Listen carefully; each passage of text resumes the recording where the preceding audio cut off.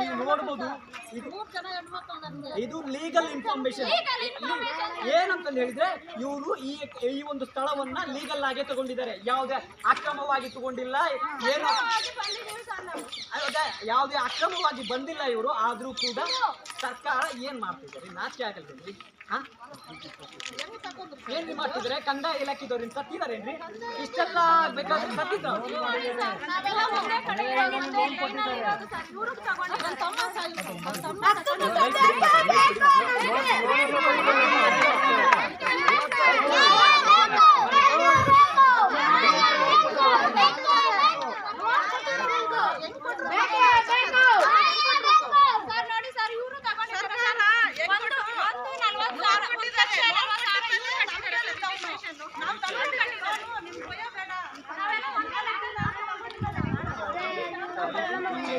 ಈಗ ಪ್ರಸ್ತುತ ನೋಡೋದಾದ್ರೆ ನಿಮ್ಮ ಜೊತೆಗೆ ಯಾರಾದ್ರೂ ಕೈ ಜೋಡಿಸಿದಾರ? ಯಾವ್ದು MLA ಯಾರು